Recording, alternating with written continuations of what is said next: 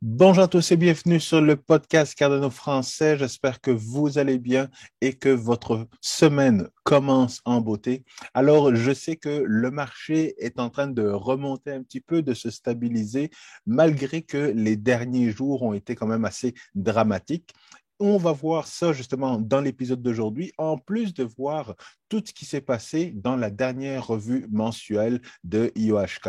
Donc, si vous aimez toujours le contenu de mes podcasts, n'oubliez pas de smasher bien fort le bouton like, abonnez-vous à la chaîne YouTube et partagez cet épisode avec le plus de monde possible. Je sais que au niveau de vos investissements, il y a beaucoup d'inquiétudes, beaucoup de fear, mais au niveau de Cardano et de l'écosystème de la blockchain en général, tout va relativement bien. Il faut rester accroché et c'est ça qu'on va voir justement dans l'épisode d'aujourd'hui.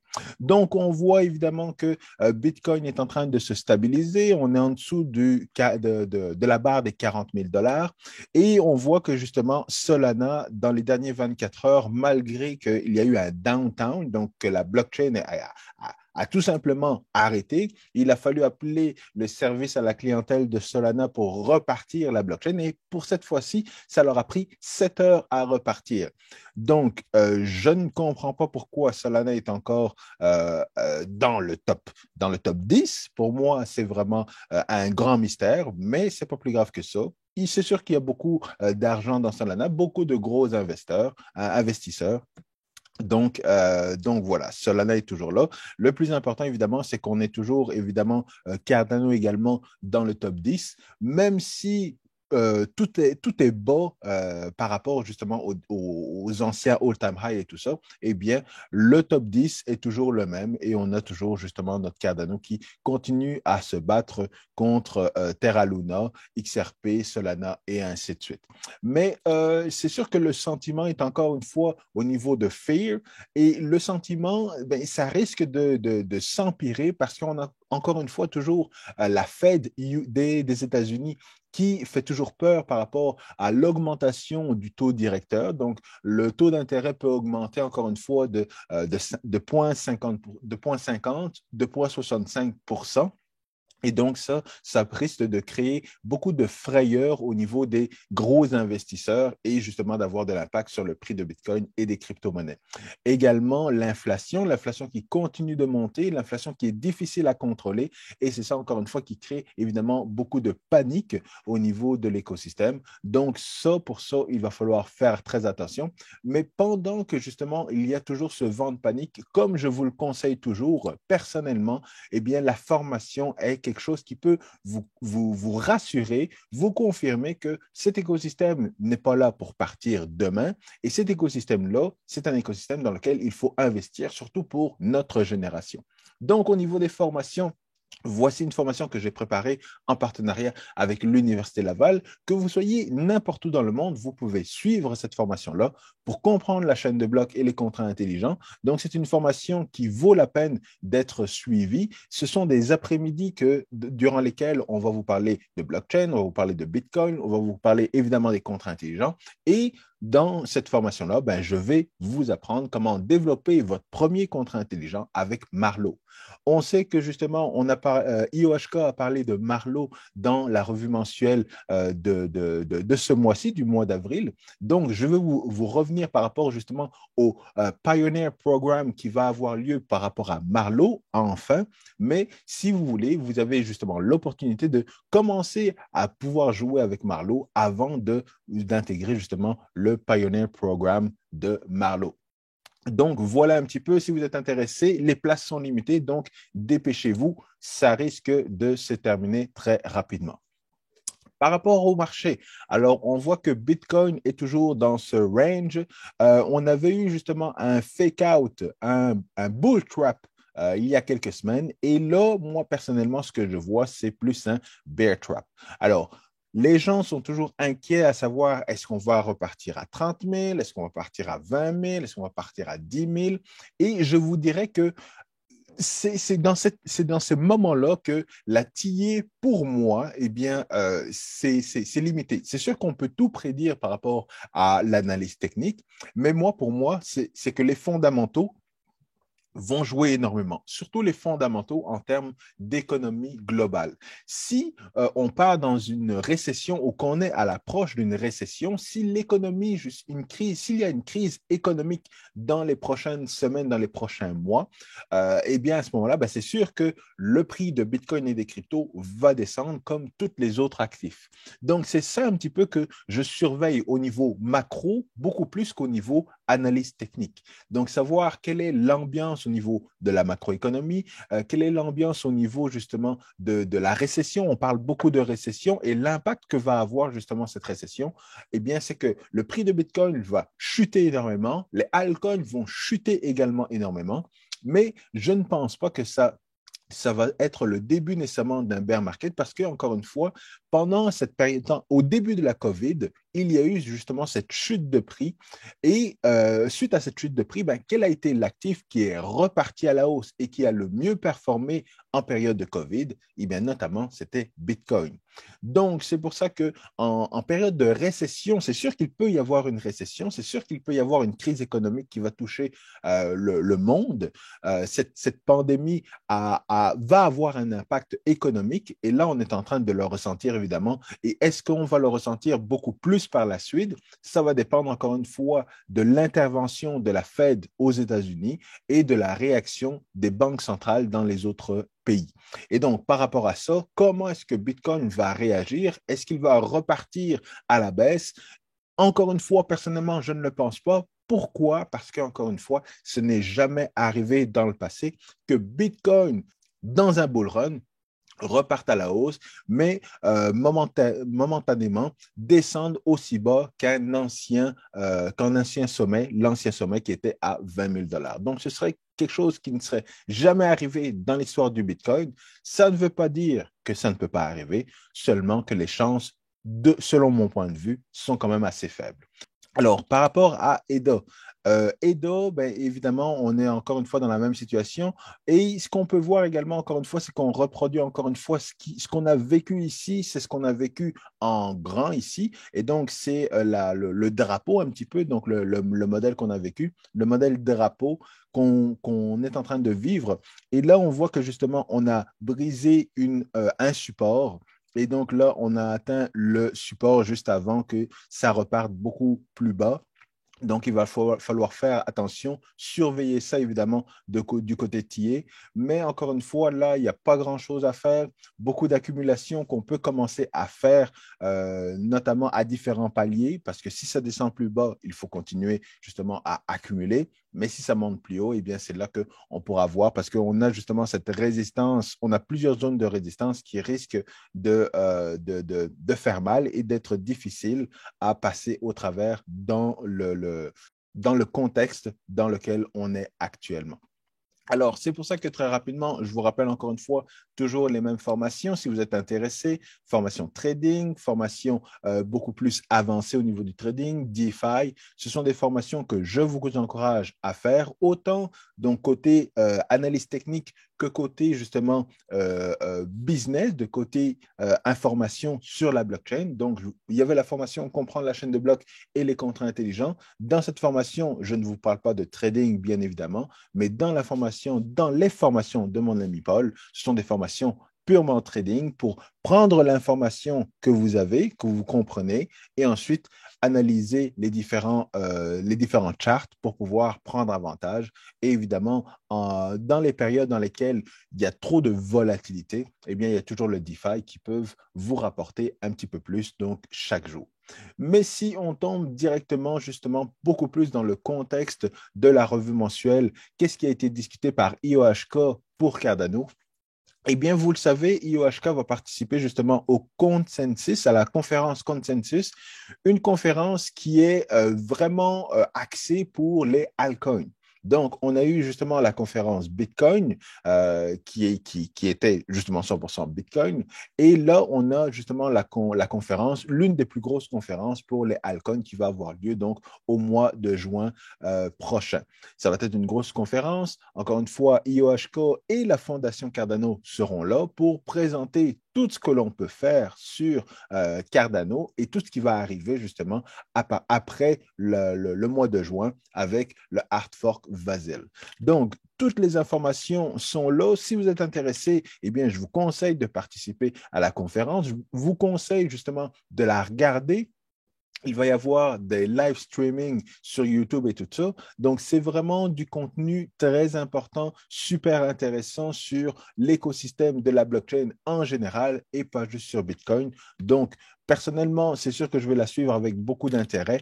Je ne serai malheureusement pas sur place, mais c'est sûr que je vais attendre toutes les annonces qui vont sortir, autant du côté de Cardano, bien évidemment, mais du côté des concurrents, parce que suivre la concurrence est bonne pour Cardano.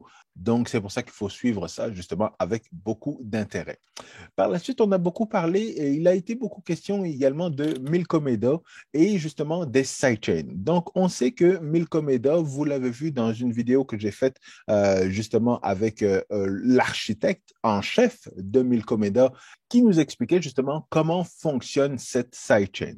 Mais ce qu'il faut savoir, c'est que les sidechains sont des mini-blockchains. Donc, ils sont vraiment indépendants de la blockchain principale. Ils doivent avoir leur consensus, ils doivent avoir leur nœud, ils doivent avoir leurs éléments de sécurité. Et donc, c'est pour ça que certains projets ne vont pas vont réfléchir avant de partir une sidechain, parce qu'il y a beaucoup d'éléments de sécurité qu'ils ne peuvent pas hériter justement de la chaîne principale. Et on a vu justement Sébastien qui a parlé lors de la revue mensuelle pour mentionner que peut-être que Milkomeda va passer justement de sidechain plus à un layer 2 de Cardano. Quand on est un layer 2 de Cardano, donc une deuxième couche de Cardano, eh bien là, on hérite justement de toutes les fonctionnalités de la blockchain principale, de la blockchain de base Cardano, et on n'a plus besoin de se soucier de certains éléments de sécurité au niveau des nœuds, au niveau du consensus, au niveau de plein de choses. Et donc, c'est là que justement, étant donné que justement Cardano, l'architecture de Cardano n'est pas encore mature, n'est pas encore vraiment complète, eh bien, c'est là que justement Sébastien a parlé qu'ils étaient en attente de différentes fonctionnalités qui vont arriver justement avec le prochain hard fork pour pouvoir les intégrer justement à Milkomeda et faciliter justement cette interopérabilité entre Milkomeda et les autres blockchains.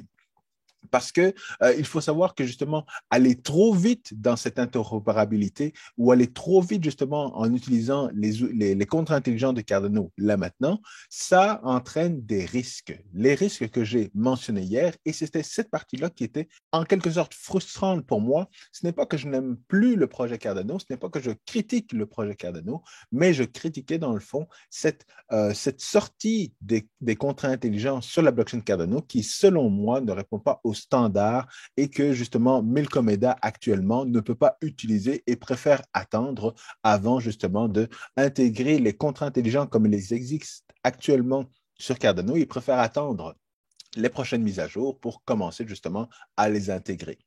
Et on a vu également OneChain qui a fait cette annonce que justement il voulait également créer une sidechain pour la blockchain Cardano. Alors, OneChain, pour ceux qui ne le savent pas, c'est une blockchain qui était super hypée en 2018. Donc, en 2017-2018, là, tout le monde attendait OneChain parce que ça allait être l'interopérabilité, allait être la blockchain dans laquelle tout le monde allait investir. Actuellement, OneChain est environ 400e sur CoinMarketCap, donc il y a beaucoup d'intérêt. Donc, il n'y a plus beaucoup d'intérêt pour cette blockchain-là, mais évidemment, elle est toujours là, elle existe toujours.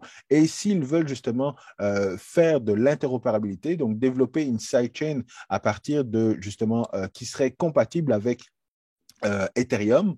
Donc, tous les projets d'Ethereum pourraient justement utiliser cette sidechain-là et pouvoir aller basculer vers Cardano, justement pour avoir tous les bénéfices de ce nouvel écosystème qui est en train de se bâtir sur la blockchain Cardano.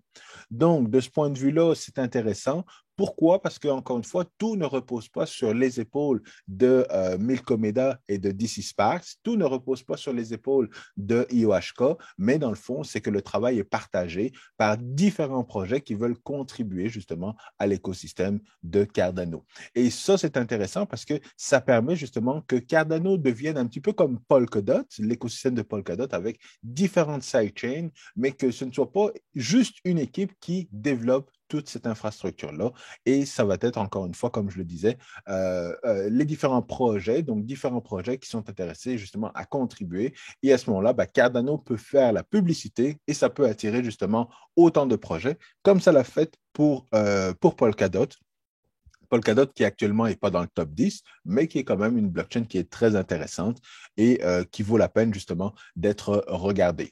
Je n'ai aucun DOT dans mon portfolio, mais j'apprécie évidemment le projet et la technologie qu'ils ont utilisée.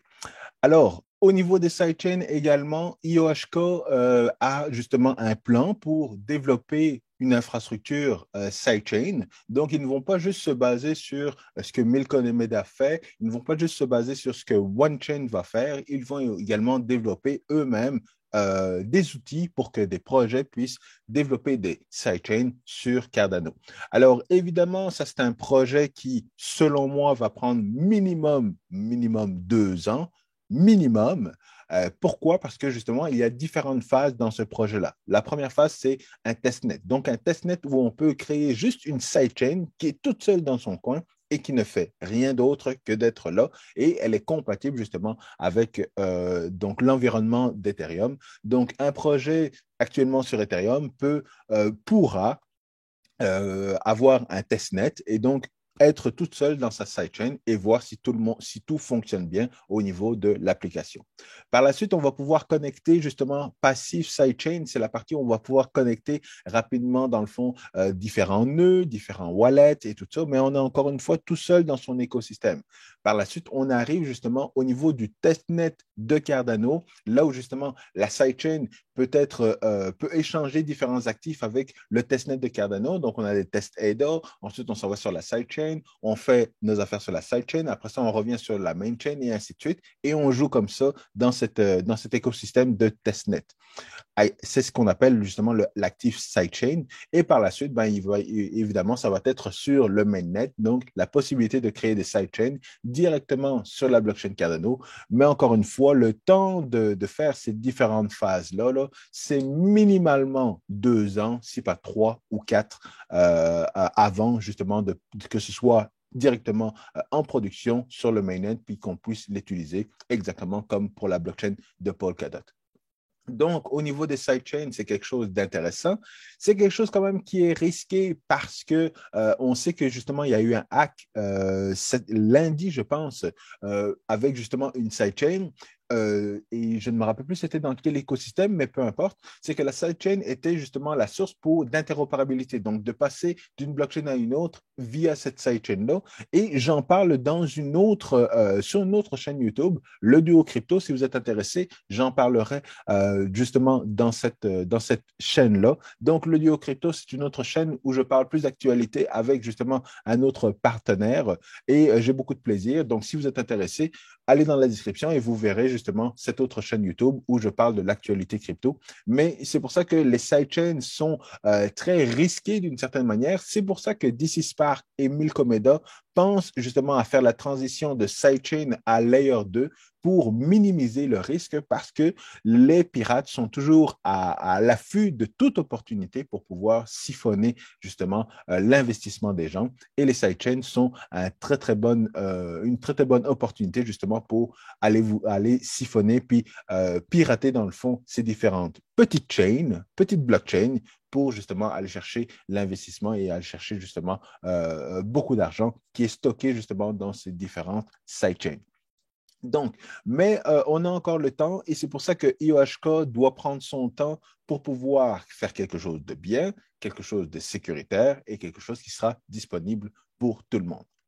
Alors, on a parlé également de Marlowe. Marlowe que je vais également vous présenter dans la formation que je vais donner, évidemment, avec l'Université Laval. Mais ils ont annoncé le Marlowe Pioneer Program. Donc, ce programme où, encore une fois, ils vont donner des cours sur Marlowe pour pouvoir développer vous-même vos contrats intelligents sans que vous soyez développeur, sans que vous soyez informaticien, ben, un petit peu quand même, parce qu'ils disent quand même que dans le fond, on va avoir une vue d'ensemble de Marlowe. Ils vont expliquer comment Marlowe s'intègre justement à Haskell et JavaScript, parce que sur le Marlowe Playground, vous pouvez créer des contrats intelligents, pas juste avec Blockly, donc les différents blocs que vous intégrez entre eux, ce que je vais expliquer justement dans la formation, mais également, vous pouvez faire du code Haskell directement ou du code JavaScript.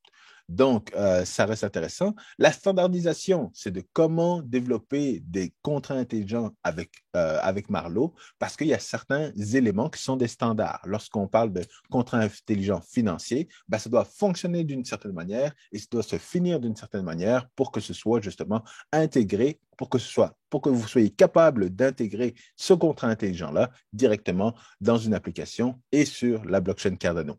Donc, les standards sont importants et ça, je vais en parler évidemment. J'en ai parlé la semaine dernière, mais je veux plus en parler évidemment avec les mises à jour qui vont arriver au niveau du prochain hard fork, notamment avec le Plutus, les contrats intelligents de Plutus. Donc, ça, c'est évidemment des éléments importants, la standardisation pour pouvoir bien faire les choses directement. Les différents outils que vous pouvez utiliser justement dans Marlowe et également les use cases, donc les cas dans lesquels ça vaut la peine de développer un contrat intelligent par Marlowe, avec Marlowe vous-même en tant que professionnel, plutôt que justement d'engager un programmeur ou un informaticien pour développer un contrat intelligent que vous auriez pu faire vous-même. Si vous développez votre contrat intelligent directement avec Marlowe, après ça, ben, l'informaticien ou le programmeur va juste intégrer ce contrat intelligent-là dans l'application et à ce moment-là, ben, vous avez sauvé du temps, de l'argent, mais également, vous êtes certain que le contrat intelligent que vous avez mis en place dans votre domaine d'affaires fait exactement ce que vous voulez qu'il fasse. Donc ça, c'est un élément important, évidemment, des contrats intelligents. Et donc, c'est ce que vous allez pouvoir apprendre au niveau du Marlowe Pioneer Program. Évidemment, je vais participer à ce programme-là et je vous ferai des vidéos pour vous expliquer différentes choses et ce que j'aurais appris de ce programme donc, que j'attends avec impatience depuis maintenant quelques années. Alors, je prends quelques minutes également pour vous parler du site web le cardanology.fr. Vous le voyez, sur ce site web-là, vous avez plusieurs articles et je vous invite justement à contribuer au développement de différents articles, de traduire des articles sur Cardano pour la communauté francophone. Si vous êtes intéressé, rejoignez-nous sur Discord. Les détails sont dans la description. Donc, sur Discord, vous pouvez proposer des articles et ces articles-là, par la suite, vont se retrouver évidemment sur le Cardanology. Et il y a plusieurs articles très intéressants, comme vous le voyez, les contrats intelligents avec Marlowe, on vient d'en parler, la décentralisation, pourquoi c'est important, et la performance. Donc, je publie des articles, il y a une autre personne qui publie des articles, mais encore une fois, je vous encourage justement à publier, à proposer des articles sur Discord et par la suite, justement, devenir un contributeur de l'écosystème de Cardano. C'est le bon endroit également pour parler, évidemment, pour présenter les différents stake pool opérateurs. Donc, encore une fois, n'hésitez pas si vous êtes intéressé, contribuez justement à développer des articles pour la communauté francophone. Et évidemment, un article que j'ai écrit il y a quelques semaines maintenant, et qui démontre que dans le fond, Cardano, ce n'est pas juste les contrats intelligents, c'est également la gouvernance. La gouvernance qui est très importante par rapport pour proposer des améliorations et proposer justement l'orientation où doit aller la blockchain avec les différentes mises à jour. Et donc, Cardano a introduit l'idée, dans le fond, de représentants délégués, D-Reps, comme ils l'appellent en anglais.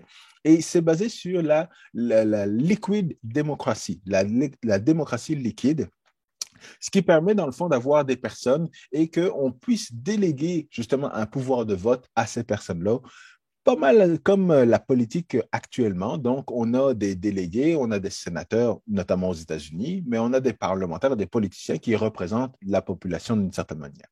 Et au niveau de Cardano, au niveau de Catalyst, on veut également mettre en place ce genre de système-là. À la différence du système politique actuellement, c'est qu'un citoyen ne peut pas aller directement, puis parler ou analyser les choses et puis voter directement. Il y a certaines lois qui doivent nécessairement passer par le vote de ces politiciens-là. Et c'est ça la grosse différence entre liquid democracy et la politique que nous connaissons actuellement. C'est qu'en termes de ce que IOHK veut mettre en place, c'est le fait qu'une personne puisse justement déléguer son vote à un représentant, mais cette personne-là peut aussi garder ce vote-là et décider de voter directement par rapport à une initiative ou un projet ou quoi que ce soit. Donc, c'est un petit peu l'avantage que je trouve par rapport à cette méthode-là, de donner cette possibilité-là, parce que si on n'a pas le temps et que je connais quelqu'un qui est prêt à mettre le temps et en qui je fais confiance, eh bien, je peux justement lui déléguer mon vote et m'assurer que justement, il va voter par rapport à ce que je veux, ce que j'aime, ou alors que je lui fais confiance par rapport au vote qu'il va donner et l'orientation et l'impact que ça va avoir sur la blockchain Cardano. Donc, évidemment, c'est une expérimentation et ce n'est pas quelque chose qui est bien ou mauvais, mais c'est quelque chose qui peut avoir des risques. Et c'est ce qu'on explique justement, c'est ce que mon collègue Thomas a bien expliqué dans son article à lui. Donc, une décentralisation qui est beaucoup plus vulnérable lorsqu'on a des représentants. Et donc, c'est pour ça que justement, c'est très bien d'avoir un article et c'est très bien que la communauté justement participe justement à cet article-là pour ne pas juste avoir une vision des choses, mais avoir dans le fond le pour et le contre. Donc, évidemment, avoir des représentants et déléguer son vote à un représentant, eh bien, ça crée de la centralisation, ça peut créer certains problèmes. Et donc, les problèmes sont bien exprimés justement par mon ami Thomas, qui parle justement d'un échec de 200 ans. Donc, c'est sûr que dans le passé, on n'a pas eu énormément de bons exemples, de bonnes expériences avec ce genre de manière de fonctionner là au niveau politique, au niveau mondial, mais encore une fois, au niveau de Cardano, c'est une expérimentation. Donc, il va falloir faire attention justement de ne pas avoir de centralisation au niveau de ces DREPs-là. Et justement, ça va être à la communauté de les encadrer, de les diriger, de les surveiller afin qu'ils fassent du bon travail et afin de justement retirer, dans le fond, votre délégation si on voit que ça ne va pas. Mais évidemment, avec des représentants, ben, la centralisation de la gouvernance fait en sorte qu'on perd de la décentralisation au niveau de la gouvernance et ce qui est évidemment l'opposé de la philosophie de Cardano. Encore une fois, il faut bien se rappeler que c'est au niveau de la gouvernance, ce n'est pas au niveau du consensus, au niveau de la production des blocs, au niveau du réseau, la performance et ainsi de suite, mais c'est évidemment un élément important au niveau de Cardano. C'est ce qui fait que Cardano est une blockchain de troisième génération. Pourquoi? Parce qu'on pense à la performance, on pense à l'interopérabilité et on pense justement à la gouvernance. Donc, si vous êtes intéressé, comme je le disais, il y a plusieurs articles très intéressants au niveau de cardanologie.fr. Donc, allez lire les articles, contribuez à lire les articles et justement un article très très bon également sur le fait de pourquoi ça ne vaut pas la peine de brûler des tokens, une question qui revient euh, régulièrement dans l'écosystème de Cardano et dans l'écosystème de la blockchain de manière générale. Donc voilà, je vous le dis, c'est là, continuez. Et donc voilà, je vous le dis, Cardanologie, rejoignez-nous sur Discord, rejoignez-nous sur les différents réseaux sociaux et contribuez justement à publier des articles au niveau du cardanologie.fr. Alors, le dernier élément, et c'est pour faire justement un suivi par rapport à ma vidéo de la semaine dernière, par rapport aux contrats intelligents. Donc, la problématique que je voyais, c'était que, évidemment, Cardano a mis en place une manière d'utiliser des contrats intelligents qui n'est pas un standard, qui ne fait pas partie du standard de la manière dont fonctionnent les contrats intelligents sur toutes les autres blockchains. Et là, je comprends qu'évidemment, les projets qui utilisent actuellement les contrats intelligents, eh bien, utilisent des contrats intelligents non pas avec le modèle d'acompte comme le modèle d'Ethereum, mais avec le modèle UTXO de Bitcoin. Et ça, c'est sûr que c'est une bonne réussite, mais ça ne justifie pas le fait que la manière d'utiliser des contrats intelligents, il y a un standard pour ça. Et il faut respecter ce standard-là. Pourquoi? Parce que chaque fois qu'on fait des modifications par rapport à une architecture informatique, eh bien, il faut toujours repasser par une certification. Il faut toujours se faire réauditer. C'est comme si une banque ouvrait du jour au lendemain et utilisait des services informatiques, mais, mais ils utilisent des services informatiques qui ne sont pas web, mais qui sont encore dans une vieille technologie ou qu'ils utilisaient dans le fond des services qui sont similaires au fax. Et qu'on se disait, ben non, c'est correct, on utilise comme cette technologie-là, et plus tard, on va se mettre à jour et on va se mettre à l'ère de l'Internet. Il n'y a personne qui mettrait de l'argent dans cette banque-là parce que au niveau de l'architecture, donc l'architecture logicielle, au niveau de la sécurité, des applications et tout ça, eh bien, ce n'est pas très solide, ce n'est pas sécuritaire, ça ne répond pas aux standards actuels de comment fonctionnent les banques et le système financier ou le système informatique actuellement. Et c'est un petit peu ça, et c'est un petit peu ça que je critiquais justement lors de ma dernière vidéo, parce que IOHK a intégré les contrats intelligents directement dans les transactions plutôt que de permettre d'enregistrer des contrats intelligents sur la blockchain et de faire référence à ces différents contrats intelligents lorsqu'on en a besoin. Et ils l'ont dit lors justement de la revue mensuelle que cette nouvelle manière de faire au niveau de la blockchain Cardano impacte l'architecture des différentes applications qui sont actuellement en production. On parle de SundaeSwap, on parle de Muscle Swap et on parle de toutes les autres DEX qui sont actuellement sur la blockchain Cardano et que vous utilisez. Donc, toutes ces infrastructures-là vont devoir se mettre à jour, repartir en audit et on va prier pour espérer qu'elles ne se fassent pas pirater parce qu'encore une fois, chacun des changements, eh bien, il y a un risque qu'un pirate exploite justement une opportunité comme ça a été fait cette semaine encore une fois. Et c'est la raison pour laquelle, justement, j'étais critique parce que lorsque Charles Hoskinson avait dit que les contrats intelligents étaient disponibles sur la blockchain Cardano, eh bien, pour moi, je pensais qu'il fonctionnait selon ce standard que je vais expliquer en passant dans la formation que vous pouvez suivre, comprendre la blockchain et les contrats intelligents. Donc, c'est pour ça que j'ai été très étonné. Et même si vous avez écouté donc, la revue mensuelle, vous avez entendu que plusieurs projets comme DC Sparks, Milkomedo attendent justement ces différentes mises à jour, donc la référence aux entrées puis le référencement aux contrats intelligents qui seront directement sur la blockchain pour pouvoir justement mettre à jour Milkomedo et que ça fonctionne comme c'est supposé de fonctionner. Alors, par rapport à ça, il faut toujours que je vous fasse justement cet article et que je vous fasse une vidéo sur le pipelining. Le pipelining qui est tout simplement de pouvoir augmenter la performance sur le réseau. Donc, s'il y a beaucoup plus de blocs qui sont produits sur la blockchain Cardano, eh bien, les blocs doivent se propager beaucoup plus rapidement pour justement garder une bonne performance au niveau du réseau et éviter la congestion. Donc, ça, je vais devoir le faire. Et c'est le pipelining est prévu justement pour le hard fork du mois de juin.